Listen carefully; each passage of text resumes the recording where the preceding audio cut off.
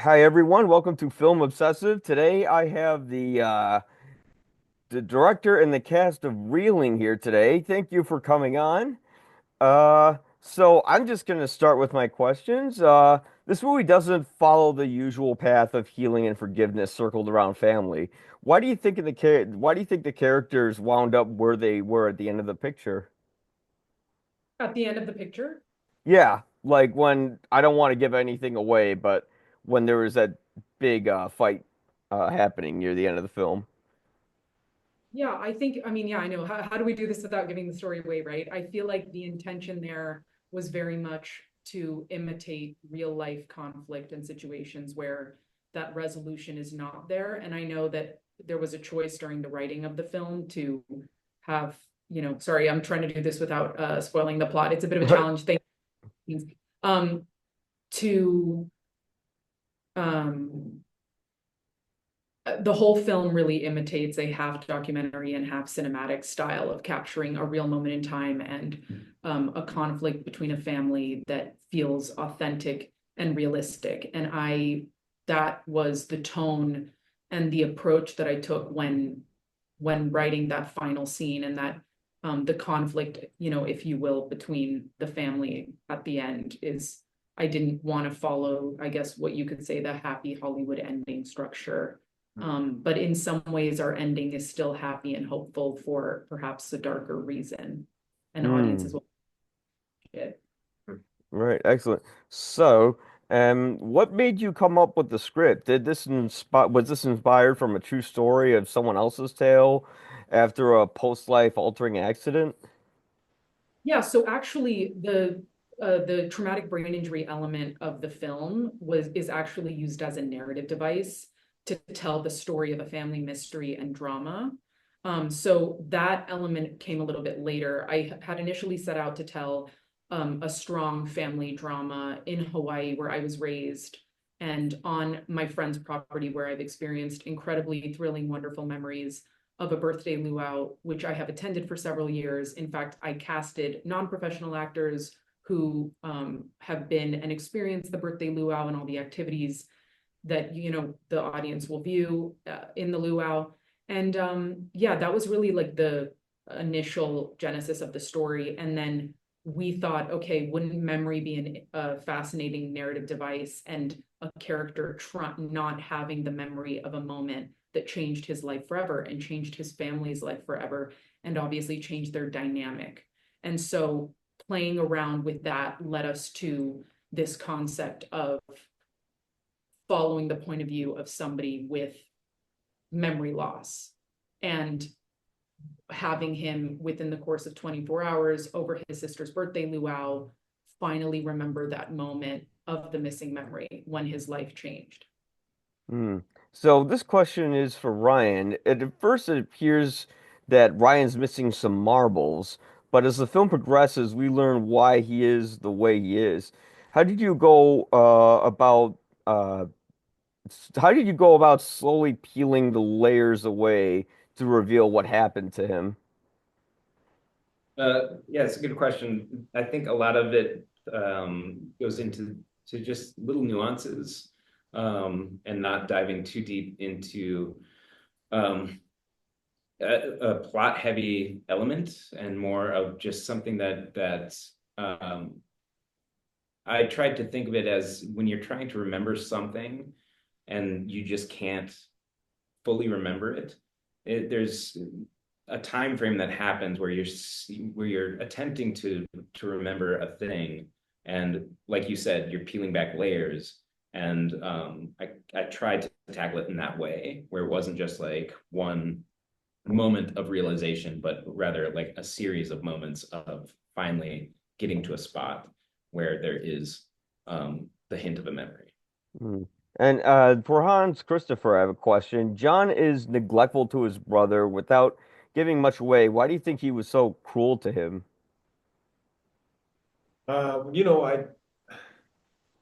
I think I it was funny because in preparing for this and in working on this role, I was working. I enter into each role I've been in a different way, and you never really know what it's going to be. And for me, for this one, it was the concept of him being in Shakespeare and possibly leaving. Um, I'm going to dive deep into the kind of core of it. But for me, it was the realization that I couldn't do this without him.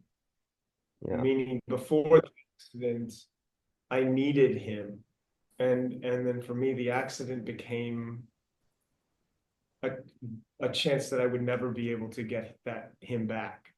So it was always this fighting what I did because I would never have the chance to kind of tell him that I needed him and let him know. So that's like the core of that, but um that's kind of was the heart of it. I don't know how much it showed up, but that was a way that I was able to make it so that I'm even feeling it right now. It caused so much kind of tumultuous anger in me that it then kind of went off into everyone I was around, I think. I Mm, hope. yeah. So for Nikki, Meg is the one who seems to be the most sympathetic and caring towards Ryan. Why do you think she is so patient and kind to him while other people like John are so cruel? I think that Meg has spent a lot of time with Ryan and kind of been a part of his healing journey in a different way than John's character. I think she's more present, and she's also kind of having to take on sort of a parental role in a way because of the situation with their parents. Um, and I think that she is hopeful. I think that she just wants everything to be okay and truly believes that it can be if she keeps a positive attitude. And obviously, yeah, throughout the movie, it begins to shift. But yeah, I think that she spent a lot of time with Ryan before this period of time and was very involved in sort of nursing him back Mm. to raise that at the beginning of the movie. So, what was the most difficult challenge you faced when directing the movie? Yeah, so, and what, sorry, I do want to interject as well. I feel like, family members of somebody struggling with, whether it be a disability or something else. I think it's, because you say, oh, why does Meg react one way and John the other way? And of Mm. course, without spoiling any of the plot, I think there's a level of impatience that family members have who do have to care for a family member over time that is in a situation like that. And as much as, you want to be loving and caring and love that person very much, I think there's also, as we know, resentment and impatience that builds over time when this person's condition can't change and may not be able to change. And so it really is just that array of emotions, and they're so wonderfully displayed by both Megan and John's Right. character. I didn't answer the question about the challenge directing. If you still want to have, if you Yeah. still want, Yeah, go ahead and answer that question.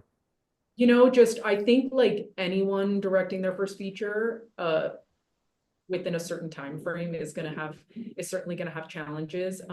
I would say the greatest one is not being able to legally have 16-hour shoot days because, Mm. when you are pressed for time and there's only so much daylight and we have exterior shots that we need to get in the can. And so yeah, like a lot of the time the challenges included myself and one of the actors and the director of photography getting up before crew call at 4 a.m. So it was just like kind of that grueling nature, but also exhilarating because we're filmmakers and it's what we do. And, we want to get that shot at sunrise or that shot at sunset. And so at the end of the day, it's really exhilarating, but certainly challenging. And yeah, looking forward to a longer shooting schedule in the future than what we had on the, just so that, the Yeah, director does 20 hours a day. right. But Yeah. As someone who's worked on set, I know exactly what you're talking about. It's when after you get past that 12th hour, I think everyone starts to sort of lose energy and wind down and the mistakes are made, and things like that. And that's part of the blessing of having at least like a director of photography and one of these actors who are like, okay, I know the whole crew is obviously not going to be working right now, but we're so diligent and so adamant about getting this shot off that, that working with a team like that. So that was a lovely experience. Yeah. How did you utilize long moving takes to establish Ryan's fragmented mind? Yeah, I mean, I have a theater background. Ryan has a theater background. My co-writer also has a theater background. So I have always been drawn to long takes versus standard coverage. And I did want to stay with his point of view as much as possible. So certainly in the opening scene, he is moving through this old place, right? And saying hi to familiar places. And I wanted to stay with him in that moment to moment kind of anxiety of, do I remember this person, don't I remember this person, as he's like walking through. And I love being able to introduce characters and a location to the audiences via one beautiful choreographed take, so that we also have an idea of where we are in a sense of place. If the camera can just establish us, because the location is kind of like three homes on this one property. So, and there's one garden in the front, one garden in the back. So with the ocean also as well. So I did want to give the audience a sense of, establish that sense of place for people by utilizing, these long choreographed takes. And overall, I do find it just wonderful to capture performances when you find your shot and don't move camera, which we do in a scene with Hans and Ryan inside. And Michael Haneke's a very big inspiration for me. And Oh yeah. his Funny Games movie takes the long take to another level that many people certainly don't anymore. But yeah, he's always been a big inspiration. Yeah. So there's a scene in the beach where Ryan's going in the water, but Meg stops him from going in. Why was it that he couldn't get in the water? Like, how does that relate to his accident? Yeah, so I think it's because like what the intention with that scene is, again, throughout the entire film, there are these activities which come very easily to everyone else in his environment and his surrounding. And because he is still grasping with his motor skills and trying to get those back, right? We really wanted to paint this picture in this character study of, you know, these memories in this place where he used to be able to do these things, he can't quite do them. So we see it in the volleyball scene where all of these incredibly active men, along with his brother, are, scoring points, and it comes so easily to them, and that male aggression, and then Ryan getting on that court and not being able to keep up with them. And similarly in the surf scene, the surf break scene, those are some pretty big waves out there. They're all body surfing and they're like taking tumbles in the water. And Meg, the intention of that scene was really to show Meg's protection over her brother, because for a long time, it was, if you do hit your head, in doing one of these activities, it could lead to further damage, right? Mhm. So it's really more a reflection on Meg protecting her brother and kind of overprotecting in a way, like not that he really needs it, but that is an example of someone who has been the caretaker for her brother and is really just like overly anxious about him being here for the first time since the accident, and playing with the guys in the water and just seeing, avoiding dangerous situations for him. But I will also say, and without giving too much away, but because of the prosthetic makeup on Ryan's head, he was actually not able to physically go into the water.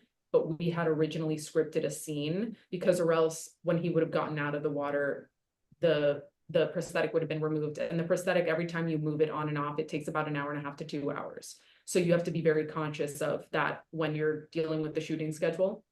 Um, and so he actually could not submerge into the water. So we had originally written, where he like is tumbling in the water, and it looks kind of a dangerous, but honestly, once we repositioned that scene, when we got and figured out the challenges regarding the prosthetic, uh, it was just more effective to have him almost go into the water, but then not, because he's pulled away by his sister. So it's like, here's another activity of his past, that he was doing with such ease, and now he's being restricted from that. And he's not able to participate in it. So Right. So how did the cast kind of learn how to get along, not get along together, but learn how to play their roles and be diverse enough where they're not just kind of like the same character? Like, how do you guys go about developing your characters? Well, I'll say for this one was very different than everything else I've done. It was a blessing that we got to stay and live in the area that we were shooting. And so in that, I don't know how it was for you guys, but if I got to immerse myself in that world from the second I landed there. I don't think I wore shoes for 2 weeks.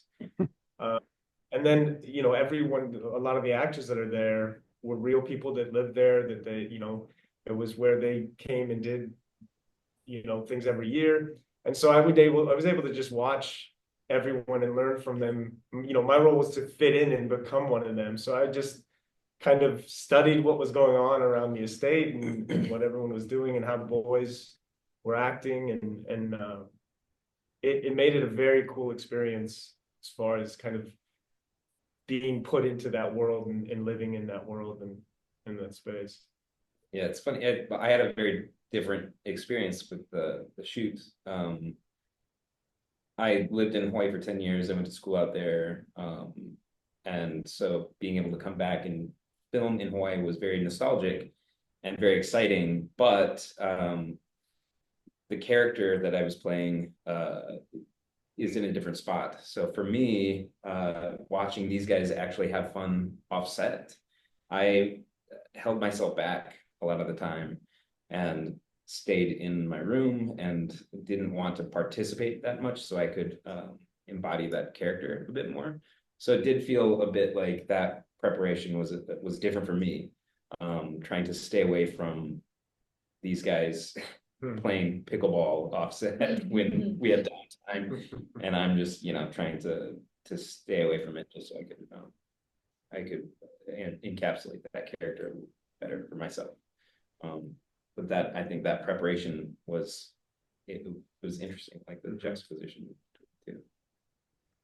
Yeah, it's my birthday party. Yes. So had a similar experience to Hans where I got there and I just wanted to, yeah, immerse myself in the world and get to know the cast that were Yana's personal friends. And it was nice for it to be my birthday party because part of my work was to, you know, bond with everyone and like have fun together and build a natural rapport. So yeah, that was a beautiful experience and like a joy to get to work with, you know, people that are kind of playing themselves and finding your way to fit in there. Now, there is this one element to the film where you guys are roasting a pig, and when I was seeing it, I'm like, well, that's I guess the meat will be fresher, but why didn't they just go to the grocery store to get some meat? What was the sort of meaning behind the roasting pig, if there is any? Oh, well, actually, so I mean, it's twofold. So obviously, the backdrop of the story is a birthday luau on this property, and the central point of luau in Hawaii is eating the pig. And in this particular case, sometimes they do the incredibly beautiful ceremony of, you know, it's this 12-hour process of cooking the pig underground. So that's an older traditional cultural practice that is still, you know, practiced today. But you're right, like the easy way would have been to go get the pig from the grocery store. And when we actually shot a dinner scene where the characters are eating the pig, we got that pre-made from the, you know, we got that from the grocery store. But so much of that imagery, I felt like was in line with Ryan's point of view in a way. It's like these guys who are not letting him in, especially the guys building the emu pit. They're not letting him in, and he is like, in a way, we sit on the little pig's foot sticking out of the emu pit that's completely buried. And these guys, again, with like the very masculine kind of aggressive stance, are all standing around this pit. And I think there's subconscious meaning there of, you know, Ryan's past life and something that, you know, is like dark, is probably buried along with Ryan, you know, Mm. in, Yeah. his mental state, right? So, but it really was just the primary reason of the pig roasting is the birthday luau and to set the timeline of the day, and they have the pig to look forward to when it's done cooking and to show that part of Hawaiian culture, which is where, I was raised and what I think makes this story unique compared to other birthday gatherings where people are, just gathered having a piece of cake. Mhm. Yeah. Do you think time will help mend the wounds between Ryan and John and more importantly their family? What do you think is without spoiling the movie, what do you think would happen where they can learn to sort of make peace with each other? Yeah, I mean, this is a dynamic that plays out in families everywhere, right? And there's families that go to their grave without ever talking because of things like this. And so for me, I think it would be more about John healing what's going on in him and letting go of the, you know, person I knew before and that kind of version of him. And I don't know, that would be a lot for me to accept that he's gone, if that makes sense. Mhm. Because, so Yeah. Um, how did you find the right location for filming the movie? I know, Yana, you mentioned earlier that you said you grew up in Hawaii or you were Yeah. around. Yeah, okay, so yeah, did you just kind of take one of your homes that you remember from Hawaii, or did you look around and find the right place and see like how did you use the location to help build the setting, the tone, and the characters? Absolutely. So that I was very fortunate to have one of my very, very close friends who also plays himself in the movie. That is his family's property. It's been in his family for, 100 years. And he really was just in support of me and my career and making my first feature. And I told him after having been at his birthday luau a couple years ago that I would love to film something there. This is before I had the story crafted and I, kept seeing the imagery of just the beautiful place and the people and the surroundings and the activity of on the property. And he said, anything to help you and support you. So that was really the generosity of a friend. But that location is also featured in Alexander Payne's The Descendants. Yeah, I have a friend who worked on it. She worked with Alexander Payne for years. Yeah. Yeah, yeah, I worked on The Descendants, on Oh, Descendants, yeah. do you Um, know Anna Musso by any chance? yeah, is she his assistant, his former assistant? Yeah, she was his former assistant. I think she's like a writer now or something like that. Yeah. Yeah. Anna Musso, right? Did you say? Yeah, yeah.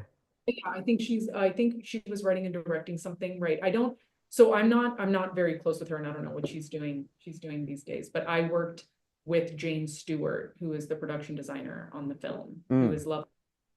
Still keep in touch, and as well as with the director of photography, Faden Papa Michael, who saw this film and he gave a shout out to our DP, Rafael Leva, for, he actually joked, he said, "Oh, you did a better job than I could have done on this with the time that we had to shoot and yeah, the resources." So yeah, I love the Descendants crew and I still have such fond memories of that shoot. But this was also a location that happened to be shot in the Descendants. So I'd always had that in the back of my head, but really it's just the generosity of a friend and it's a picturesque shooting location for so many reasons. And so very, very lucky to have had that support.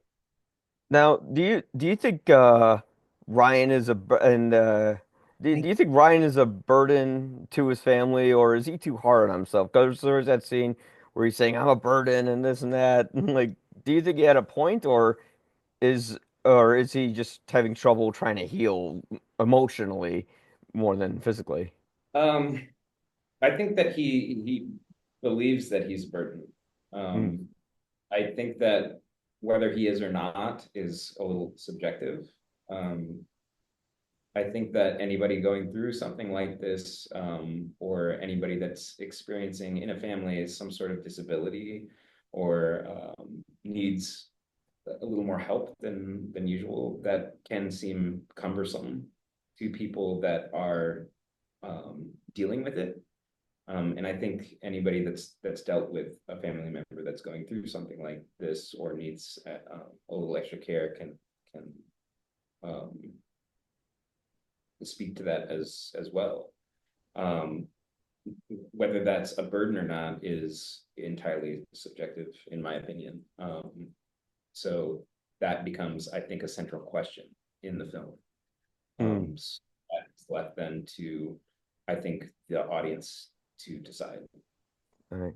Well, thank you guys so much for your time. Reeling is playing at the South by Southwest Film Festival.